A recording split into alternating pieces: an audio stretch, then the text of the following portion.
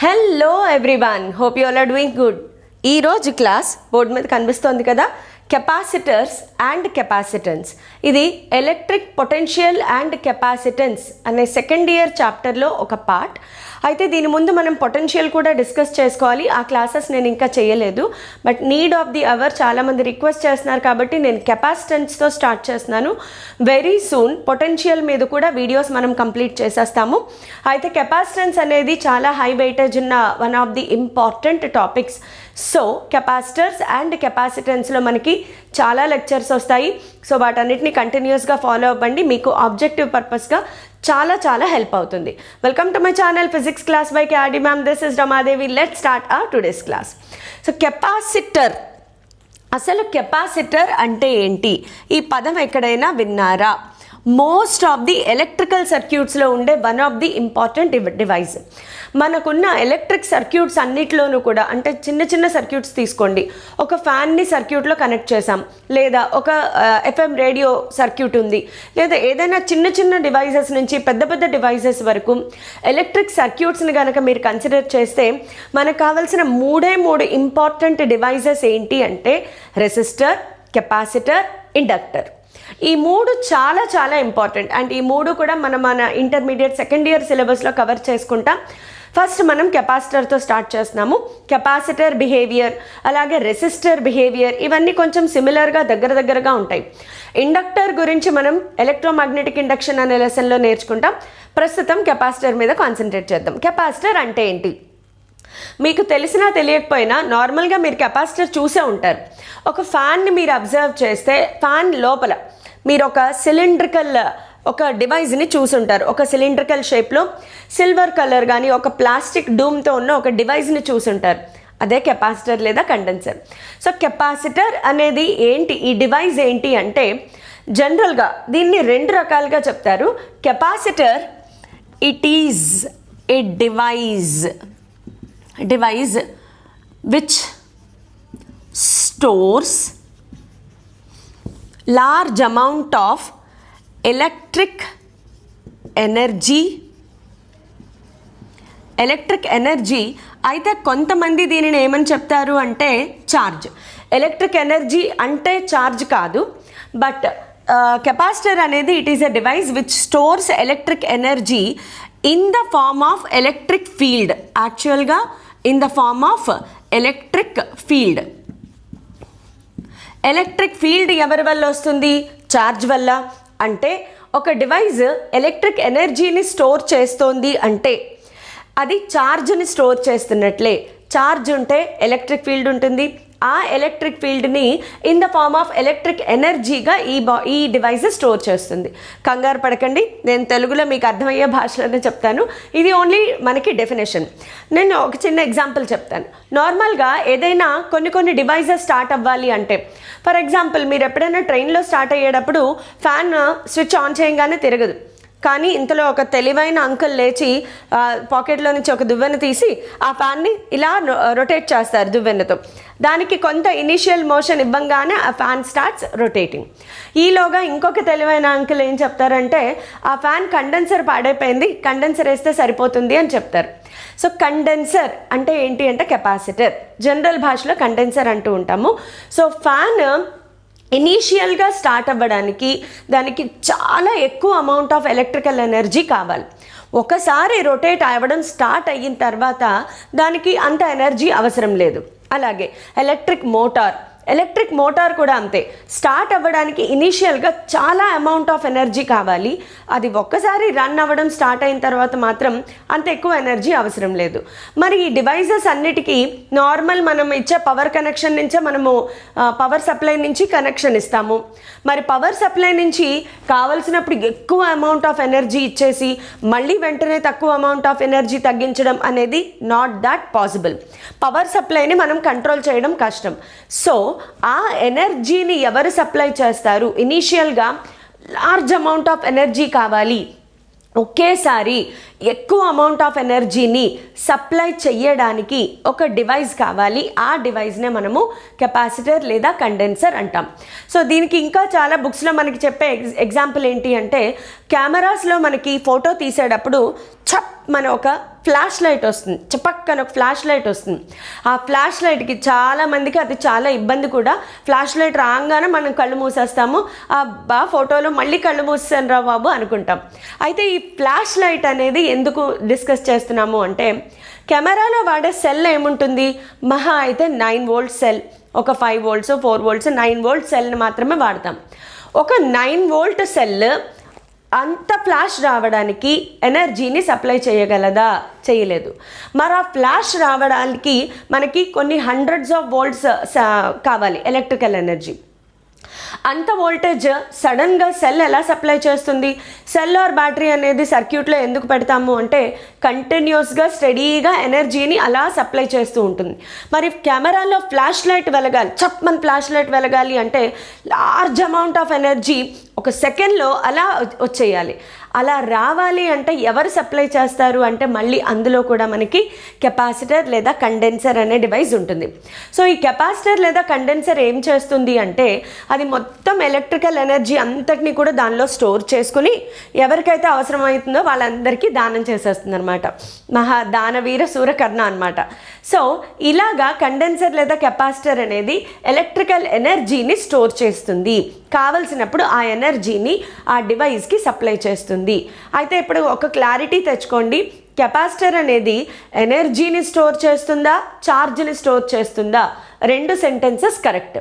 Capacitor అనేది ఒక device which stores electrical energy in the form of electric field. అది ఎలాగా అనేది నేను ఇప్పుడు క్లాస్లో చెప్తాను. ఇది కేవలం ఇంట్రొడక్షన్ క్లాస్ మాత్రమే. అసలు కెపాసిటర్ అంటే ఏంటి ఒక ఫీల్ తెచ్చుకోవాలి. కెపాసిటర్ని మనం అర్థం చేసుకుంటేనే అది మనం అర్థం చేసుకుని ప్రాబ్లమ్స్ చేయడానికి ఈజీ అవుతుంది.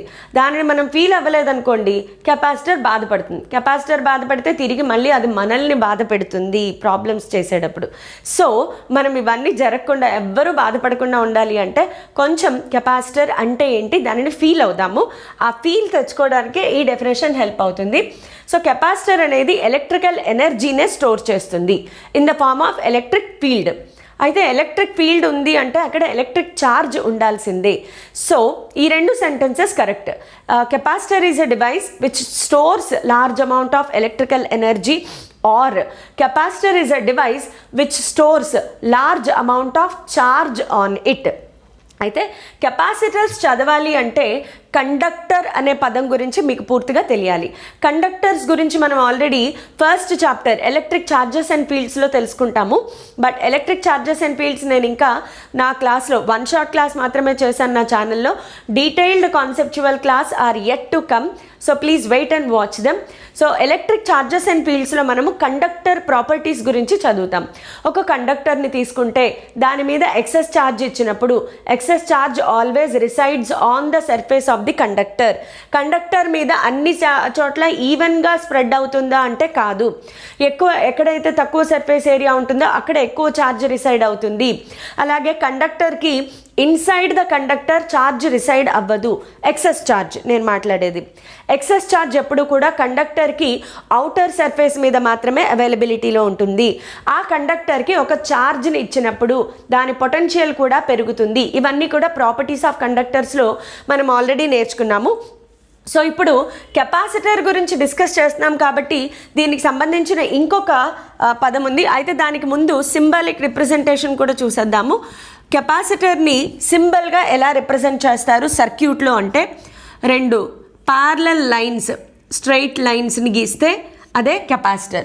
అదే సెల్ ఆర్ బ్యాటరీ అయితే ఒకటి లాంగ్ లైన్ ఒకటి షార్ట్ లైన్ గీస్తాము, కెపాసిటర్ ఇది. లేదు కొన్నిసార్లు కెపాసిటర్కి కర్వ్డ్ లైన్ కూడా గీస్తారు, కన్ఫ్యూజ్ అవ్వద్దు, 2 కరెక్టే. ఇవి 2 కూడా స్టాండర్డ్ కెపాసిటర్స్. అదే ఇక్కడ ఒక ఆరో మార్క్ పెడితే వేరియబుల్ కెపాసిటర్. సో మనం ఇదే ఇంపార్టెంట్, ఇది సర్క్యూట్లో వాడే symbol. Next moving on to another important word, capacitance. Capacitor, capacitance.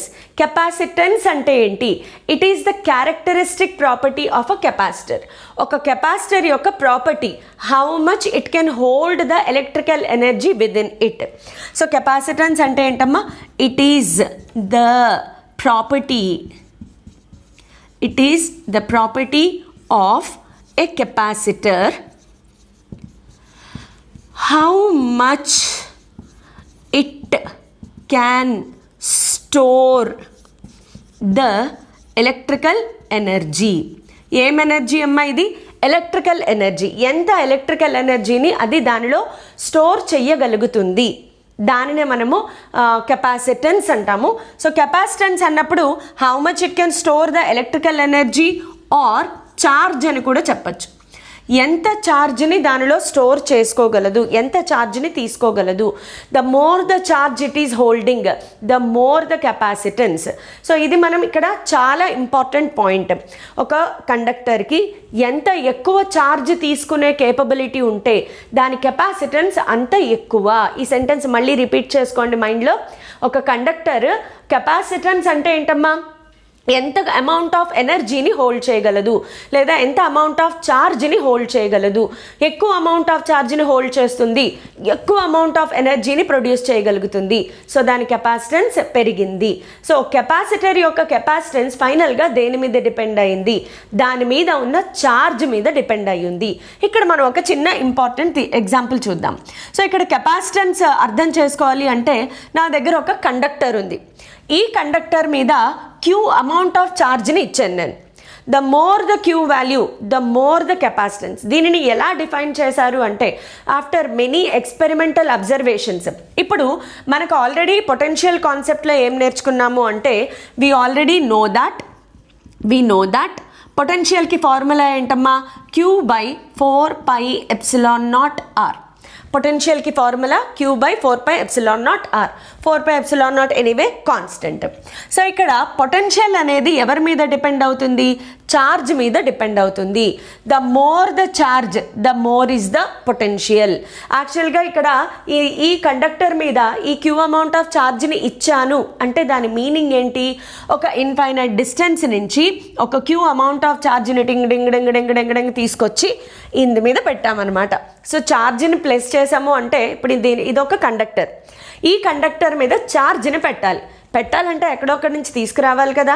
ఆ తీసుకొచ్చేది మనము బై డెఫినేషన్ ఆఫ్ పొటెన్షియల్ ఏం చెప్తాము అంటే ఇన్ఫినిటీ డిస్టెన్స్ నుంచి ఒక ఛార్జ్ని లాక్కునొచ్చి దీని మీద పెట్టాను. అలా పెట్టడానికి ఏదైతే వర్క్ చేసామో అదే కదా పొటెన్షియల్ అంటే. సో ఛార్జ్ని ఒక బాడీకి ఇచ్చాము అంటే దాని మీద పొటెన్షియల్ డెవలప్ అయ్యింది. I hope you are getting the feel. ఇక్కడ ఫీలింగ్ అనేది చాలా చాలా ఇంపార్టెంట్. కెపాసిటర్ని మీరు ఎంత బాగా అర్థం చేసుకుంటే అది మిమ్మల్ని అంత బాగా అర్థం చేసుకుంటుంది. కాబట్టి ఒకసారి ఈ కండక్టర్ అనేది ఇప్పుడు మనం కెపాసిటర్గా మార్చబోతున్నాం. కెపాసిటర్గా మార్చాలి అంటే అదే ఛార్జ్ని హోల్డ్ చేయాలి. సో దాని మీదకి కొంత ఛార్జ్ని తీసుకొచ్చి పెట్టాను. ఎప్పుడైతే కొంత ఛార్జ్ని తీసుకొచ్చి కండక్టర్ మీద పెట్టామో అప్పుడు దాని పొటెన్షియల్ కూడా పెరుగుతుంది. దీనిని బట్టి మనం అర్థం చేసుకున్నది ఏంటి అంటే the amount of charge given to a conductor is directly proportional to the potential. ఛార్జ్ను ఎంత ఛార్జ్ ఇస్తే దాని పొటెన్షియల్ అంతలా పెరిగిపోతుంది. ఎస్, ఇప్పుడు Q=V. ప్రపోర్షనాలిటీని తీసేసి =ని పెట్టాలి అంటే ఇక్కడ ఒక కాన్స్టెంట్ని ఇంట్రడ్యూస్ చేయాలి. అండ్ ఈ కాన్స్టెంట్ని ఏమంటారు అంటే కెపాసిటెన్స్. TANCE. ఈ సీని ఏమంటారమ్మా? కెపాసిటెన్స్. సో ఇక్కడ నుంచి కెపాసిటెన్స్కి ఫార్ములా ఏమొచ్చింది? C=Q/V. What is the formula for capacitance? C=Q/V. Yes, very good. So I hope మీరు ఈ కాన్సెప్ట్ అంతా అర్థమైంది అనుకుంటాను. ఎంత ఎక్కువ ఛార్జ్ ఇస్తే ఒక కండక్టర్కి దాని పొటెన్షియల్ అంతగా పెరిగిపోతుంది. కాబట్టి Q=V, Q=CV. So C=Q/V. Very good. ఇక్కడ నుంచి ఒకసారి యూనిట్స్ కూడా రాసేసుకుందాము. SI units. SI units formula నుంచి రాయాలి అంటే కూలుంబ్ పర్ వోల్ట్. కానీ మనం వాడే ఒక కూలుంబ్ పర్ వోల్ట్ కాకుండా రెగ్యులర్గా వాడే SI యూనిట్ ఏంటి అంటే farad. Name of the scientist. ఎవరైతే ఈ కెపాసిటర్ని బాగా అర్థం చేసుకుని దాని గురించి పరితపించి దాని గురించి మనకు ఏదైనా ఒక నాలెడ్జ్ ఇవ్వాలి అని కష్టపడ్డారో దాని అంతటికి కారణం ఈయన అనమాట. సో ఫారడే అనే సైంటిస్ట్ డెవలప్ చేశాడు కాబట్టి farad is the SI unit of capacitance. దీని సింబల్ వచ్చేసి capital letter F. CGS units కూడా ఉన్నాయి, దీనికి ఎక్కువగా వాడం. కానీ CGS యూనిట్స్ ఏంటి అంటే start start farad SF, CGS unit start farad SF. ఈ రెండిటికి రిలేషన్ కూడా ఉంది. 1 farad is equal to 9 × 10⁻11 start farad. 1 farad is equal to 9 × 10⁻11 start farad. ఇది కన్వర్షన్. అయితే ఫారెడ్ అనేది చాలా చాలా చాలా ఎక్కువ పెద్ద యూనిట్. 1 ఫారెడ్ కెపాసిటెన్స్ అంటే చాలా ఎక్కువ అమౌంట్ ఆఫ్ ఛార్జ్ని స్టోర్ చేస్తుంది అనమాట. సో మనం ప్రాక్టికల్ సిచ్యువేషన్స్లో 1 ఫారెడ్ని వాడము. సో అందుకనే ఎక్కువగా micro farad, pico farad, nano farad వాడుతూ ఉంటాం.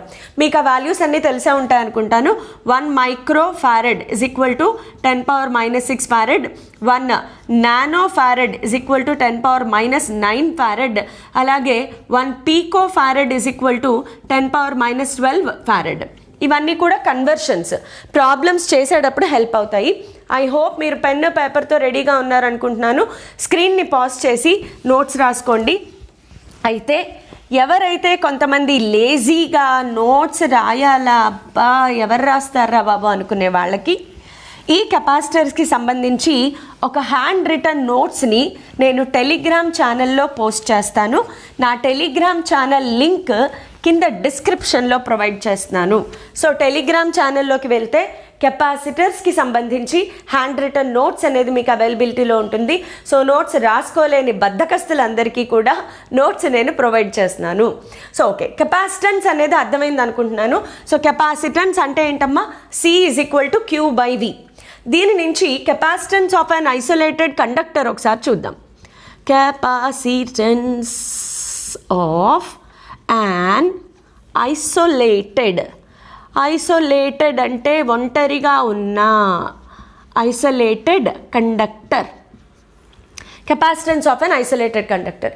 మన సిలబస్లో మనకున్నవి ఏంటి అంటే ప్యారలల్ ప్లేట్ కెపాసిటర్. ఇదే హైలైట్. ఎక్కువ వెయిటేజ్ ప్యారలల్ ప్లేట్ కెపాసిటర్కి ఉంది. అయితే చాలా తక్కువ వెయిటేజ్లో spherical capacitor and cylindrical capacitor కూడా ఉన్నాయి. స్పెరికల్ కెపాసిటర్, సిలిండ్రికల్ కెపాసిటర్ మీద పెద్దగా క్వశ్చన్స్ వచ్చింది లేదు. దానికి పెద్దగా హై వెయిటేజ్ కూడా లేదు. కాబట్టి spherical capacitor and cylindrical capacitor నేను లాస్ట్ లెక్చర్లో చెప్తాను. సో ప్రస్తుతానికి మనం ప్యారలల్ ప్లేట్ కెపాసిటర్ మీద కాన్సన్ట్రేట్ చేస్తాం. దానికంటే ముందు ఇంకా కొంచెం బేసిక్స్ ఉన్నాయి. So capacitance of an isolated conductor. నా దగ్గర ఏదో ఒక కండక్టర్ ఉంది అనుకుందాం. ఈ కండక్టర్ యొక్క కెపాసిటెన్స్ని ఎలా క్యాలిక్యులేట్ చేస్తాము? సో అదే ఇప్పుడు నేను చెప్పిన కాన్సెప్ట్. ఇప్పుడు చెప్పిన కాన్సెప్ట్ ఏదో ఉందో అదే మళ్ళీ ఒకసారి రిపీట్ చేస్తాను.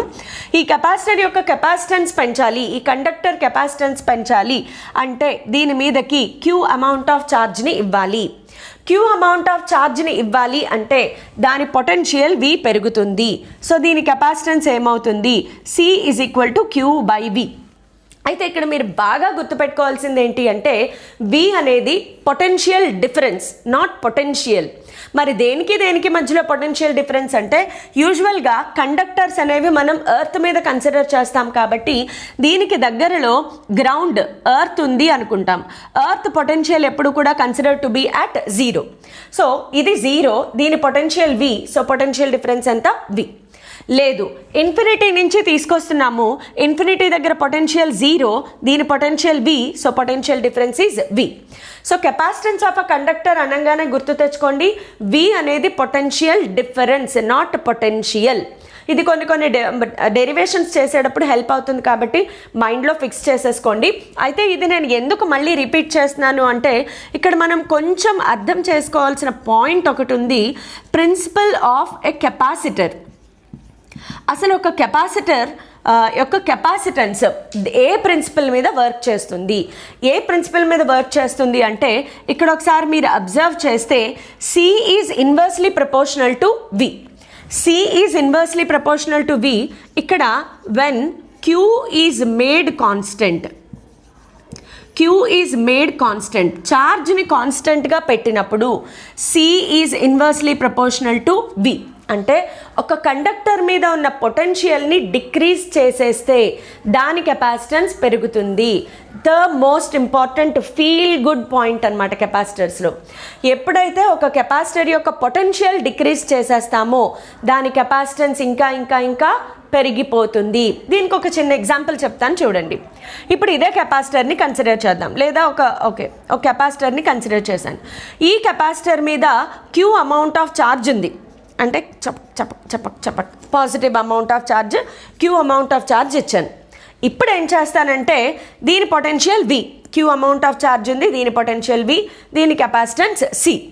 అయితే దీని దగ్గరకి ఇంకొక విలన్ని తీసుకొచ్చి ప్లేస్ చేసాం.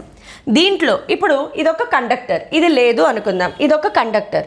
ఒక కండక్టర్లో పాజిటివ్ ఛార్జెస్ ఎన్ని ఉంటాయో నెగిటివ్ ఛార్జెస్ కూడా అన్నీ ఉంటాయి. కానీ అదే కండక్టర్ని దీనికి దగ్గరగా ప్లేస్ చేసినప్పుడు, ఏం జరుగుతుంది, దీంట్లో ఉండే పాజిటివ్ ఛార్జెస్ అన్నీ కూడా రిపెల్ అయిపోయి వేరే ఎండ్కి వెళ్ళిపోతాయి, నెగిటివ్ ఛార్జెస్ అన్నీ అట్రాక్ట్ అయ్యి ఈ ఎండ్ వైపు వచ్చేస్తాయి. సో ఇక్కడ ఏం జరిగింది, ఛార్జ్ రీడిస్ట్రిబ్యూషన్ జరిగి ఇప్పుడు చూడండి, ఇక్కడున్న నెగిటివ్ ఛార్జ్ ఈ పాజిటివ్ ఛార్జ్కి బౌండ్ అయి ఉంది. ఇది లేనప్పుడు ఒకసారి ఫీల్ అవ్వడానికి ట్రై చేయండి. ఇది లేనప్పుడు దీని మీద పాజిటివ్ ఛార్జ్ దేనికి బౌండ్ అవ్వలేదు. So potential V, capacitance C చాలా బాగుంది. ఇది తీసుకొచ్చి పెట్టాం. ఇక్కడ తీసుకొచ్చి పెట్టంగానే ఇదేమైంది, దీనికి బౌండ్ అయిపోయింది, దీంట్లో ఉండే నెగిటివ్ ఛార్జెస్కి బౌండ్ అయిపోయింది. బౌండ్ అవ్వడం వలన ఏం జరుగుతుంది అంటే ఇప్పుడు దీని మీద పొటెన్షియల్ డిక్రీజ్ అయిపోయింది. ఇది బిఫోర్ ప్లేసింగ్ కండక్టర్.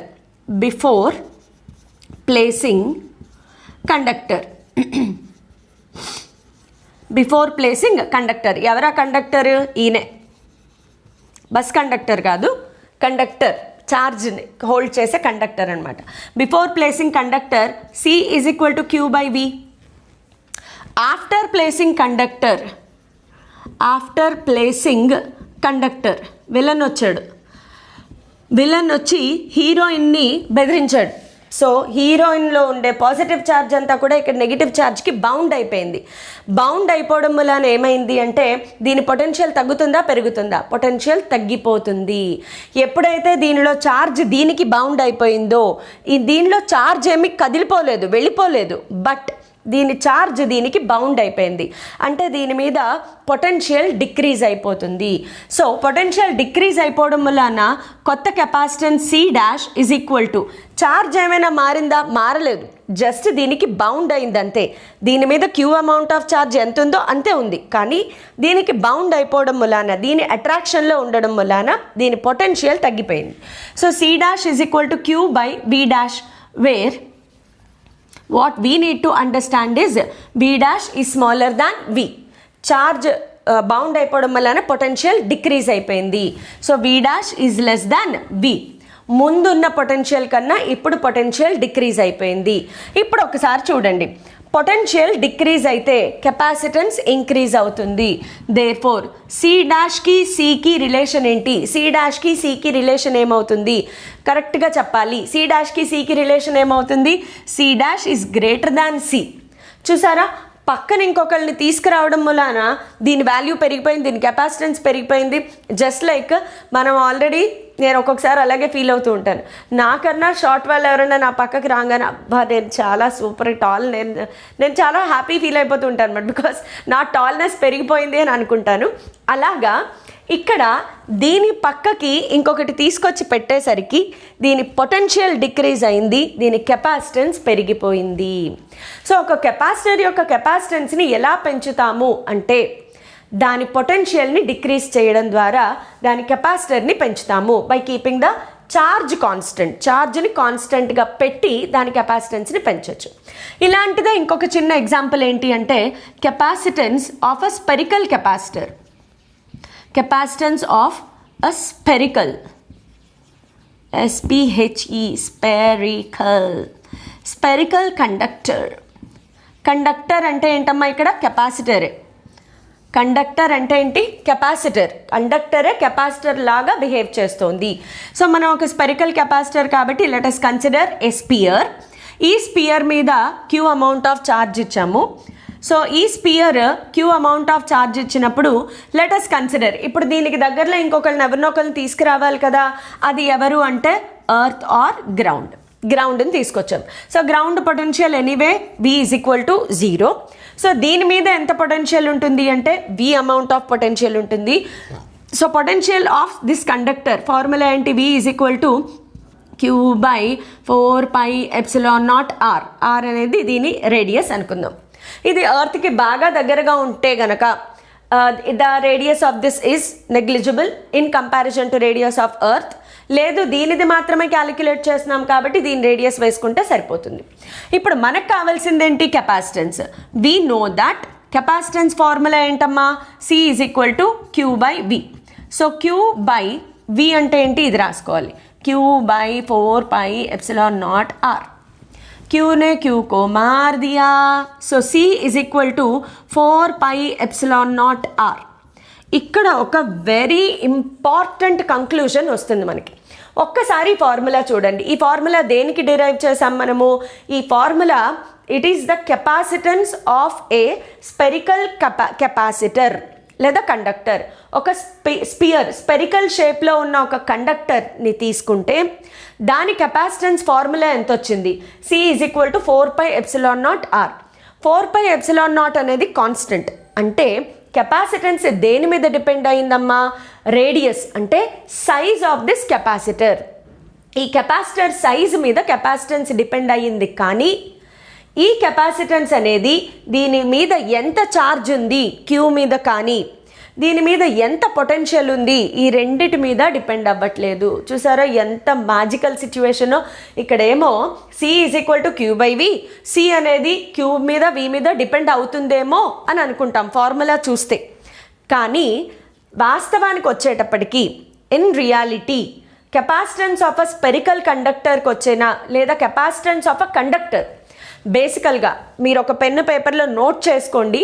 బేసికల్గా హైలైట్ పాయింట్ ఏంటి అంటే ఒక కెపాసిటర్ యొక్క capacitance will not depend on how much charge present on it or how much potential on it, but capacitance of a capacitor basically depends on the size of the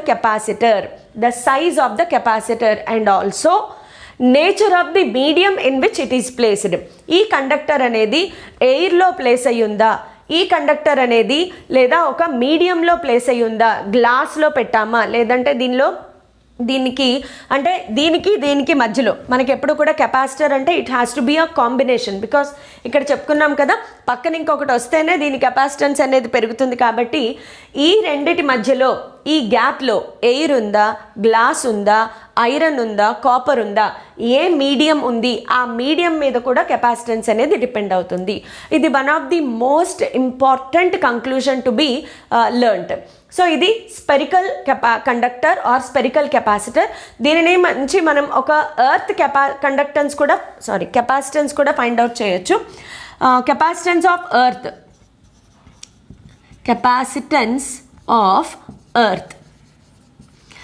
capacitance of earth ఎందుకు calculate చేయొచ్చు అంటే we consider usually earth also to be as a spherical in shape. Earth రేడియస్ని ఇక్కడ ఫార్ములాలో వేసుకుంటే అయిపోయింది మనకి. So capacitance of earth is equal to 4πε0 value ఎంత? 1/9 × 10⁻9. 1/4πε0 అంటే 9 × 10⁻9. So 1/9 × 10⁻9 into radius of the earth ఎంత? 6400 కిలోమీటర్స్. బట్ ఇంటూ 10⁻3 చేస్తే మీటర్స్లో కన్వర్ట్ అవుతుంది. మీరేం చేస్తారంటే ఇది క్యాలిక్యులేట్ చేసి ఆన్సర్ నాకు కామెంట్స్లో చెప్పండి. కరెక్టా రాంగా అనేది నెక్స్ట్ వీడియోలో చెప్తాను.